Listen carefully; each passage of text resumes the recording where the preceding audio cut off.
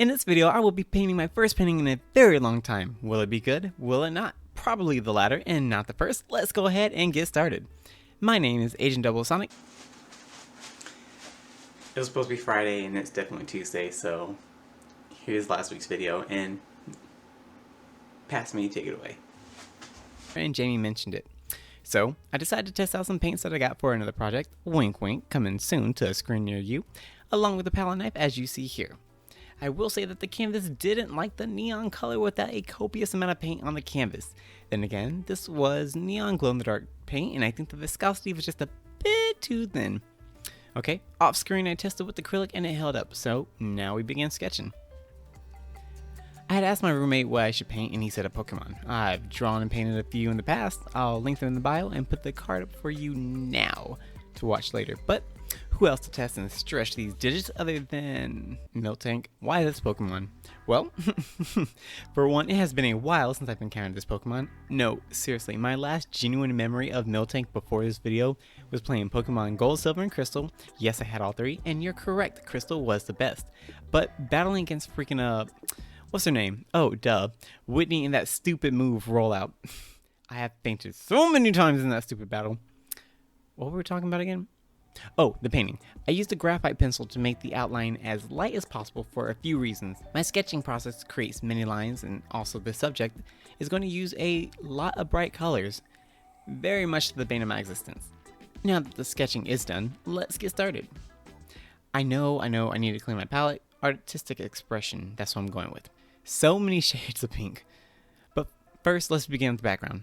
I wanted to make the feeling to be soft and fluffy as if Miltank was a genuine cow. I think their coats are soft.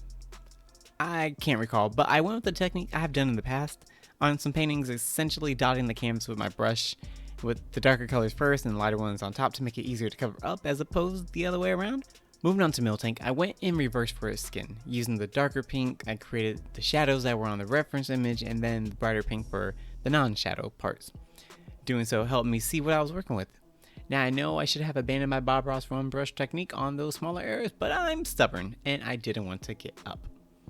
Laziness at its finest.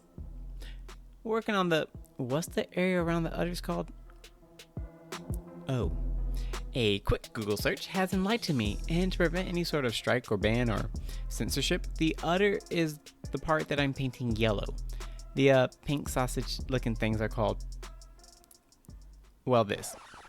Hey, I'm a city boy. I've never milked a cow. Okay, I use plain gray and not black for the ears, the tail ending, and hooves to keep the areas that will be black justified, such as the nose and the eyes. As a resignation, I did grab a smaller brush, I know, yay! I had to get the smaller details, the pupils, the eyes, and the horn, and the tail itself. Now, at this point in time, I was using the same brand of paint, and I went to grab my white paint, and the bottle just sort of, after I shook it, it just, well, exploded and got all over the canvas. Easy fix, easy fix. It was the color white, it wasn't a darker color. But I had to grab my thick body liquid text white paint and continue the painting. I don't like using two brands of paint because I feel like sometimes it may add attention to certain parts and not the whole painting. Also at this point, you can see the resemblance of the cursed Pokemon. Just giving the body a few more touch-ups to fill out the canvas to hide some of it a bit better, and sweet. But Sean, what about the outlines? Now I could have just left it as is. I will tell you right now, watching this video in post, I think I should have. Some areas came out very well and matched the rest of the vibe of the painting. You can tell it was dotted on the canvas. Other areas, like around the udder and thou that shall not be named, and the legs, they are a bit too formal, too precise. This precision works well for the facial features, create that definitive point, but it's a mistake I'm learning from, and I know next time what I would like to have the aesthetic for. But now we've reached the final touch-ups, add some more paint to the areas, cover up the canvases a little bit better, and we're done. I truly hope you enjoyed this video. Let me know what you want to see next. I have next week's videos already in mind, and if I can get this video uploaded, thumbnail created in time, I should be able to work on it, or at least start on it. because, woo, it is going to take a minute. But until next time, peace, love, and hot sauce, and as always,